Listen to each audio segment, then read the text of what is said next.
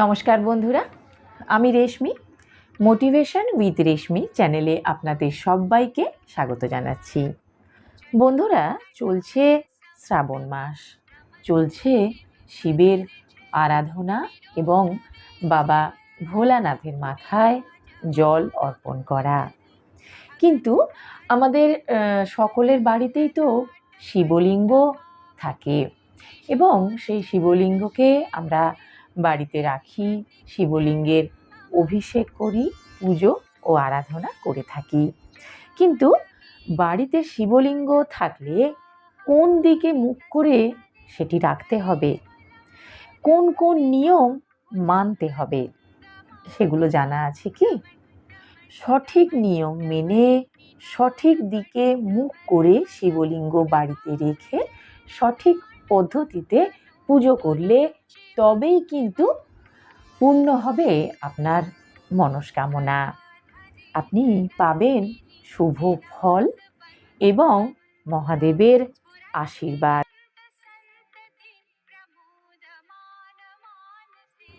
তার সঙ্গে সঙ্গে আরও একটা জিনিসও বলে দিই, শিবলিঙ্গ বাড়িতে থাকলে তা কিসের উপরে রাখা উচিত, এই সব কিছুই জানতে পারবেন আজকের ভিডিও থেকে। তাই আজকের ভিডিও শেষ পর্যন্ত আপনাকে অবশ্যই দেখতে হবে। প্রতিটি বাঙালি গৃহস্থ বাড়িতেই আমরা অন্যান্য দেবদেবীর সঙ্গে সঙ্গে মহাদেবের ছবিও ঠাকুর ঘরে রেখে থাকি। তবে অনেকেই বাড়িতে শিবলিঙ্গ স্থাপন করে পুজো করে থাকেন।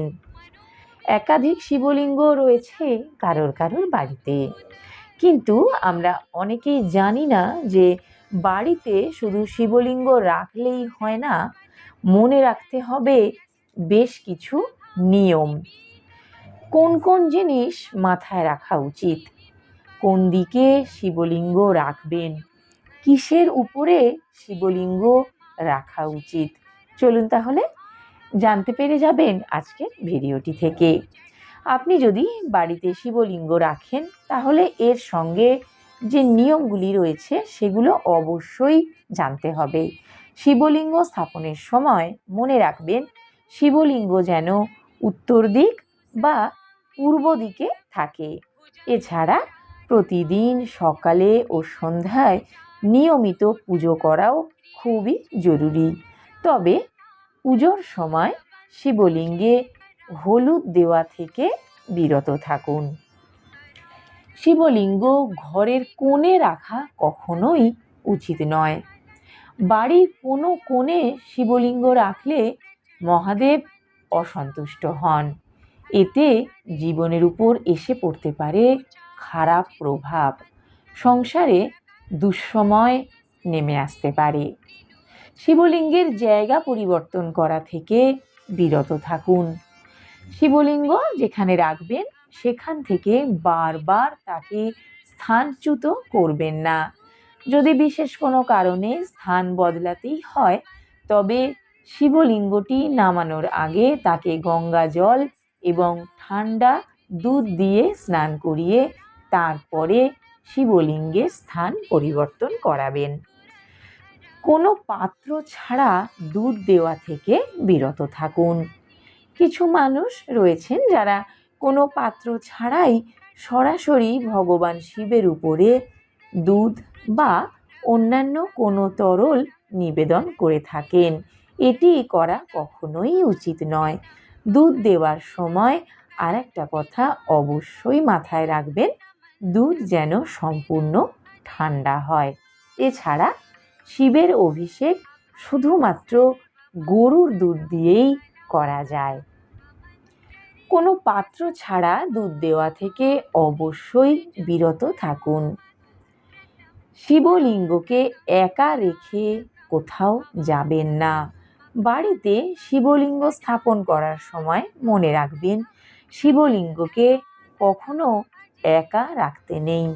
এর পাশাপাশি মা পার্বতী ও গণেশের মূর্তিও রাখুন।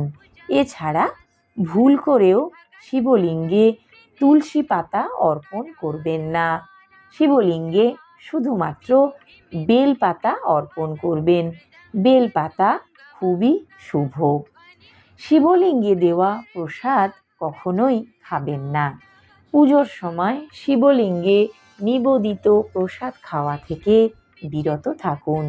শিবলিঙ্গে দেওয়া প্রসাদ আপনি যদি খান তাহলে আপনার জীবন কষ্টকর হয়ে যেতে পারে এবং তৈরি হতে পারে দুর্ভাগ্য।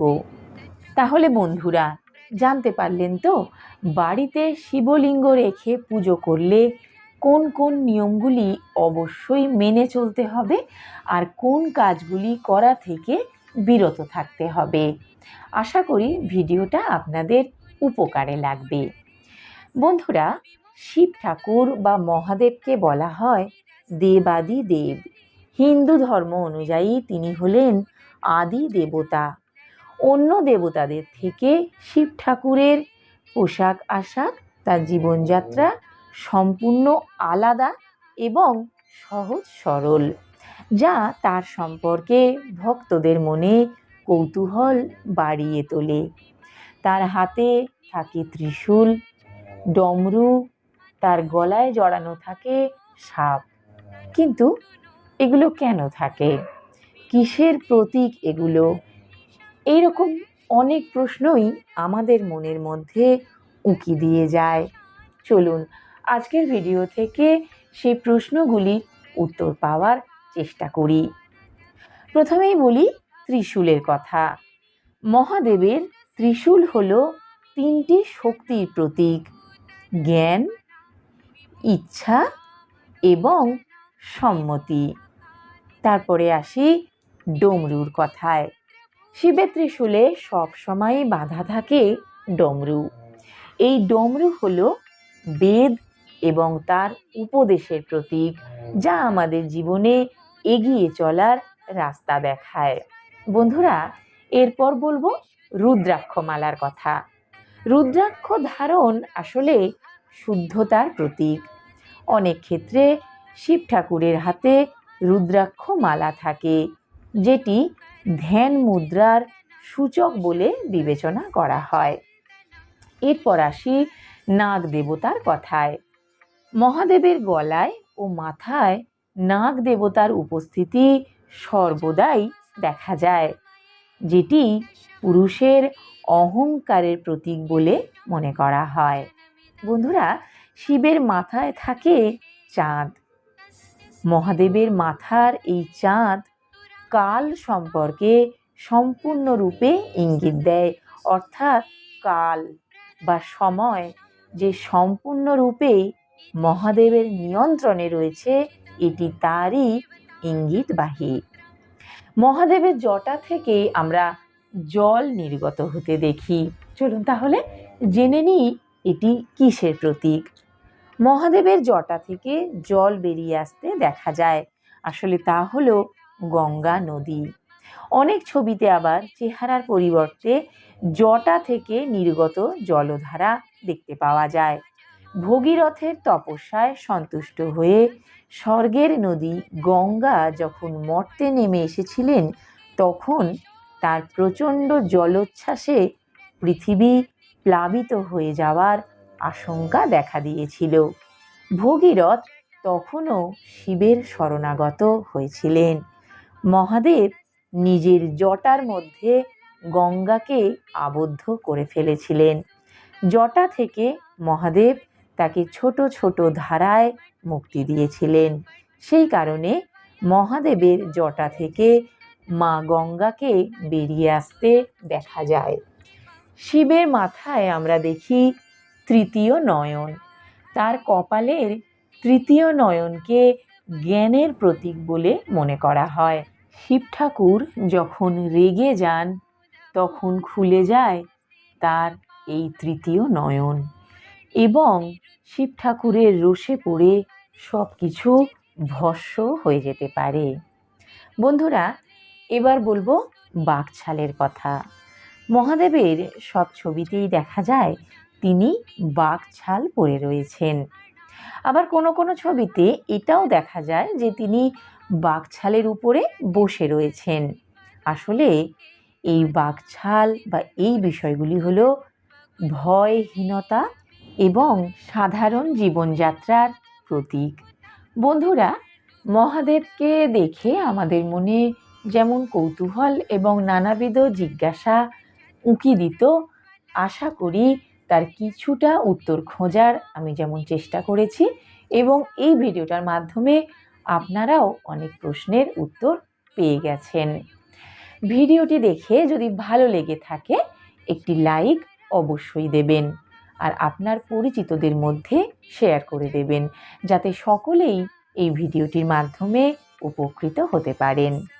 চ্যানেলটি যদি এখনও সাবস্ক্রাইব না করে থাকেন তাহলে অবশ্যই সাবস্ক্রাইব করে নেবেন।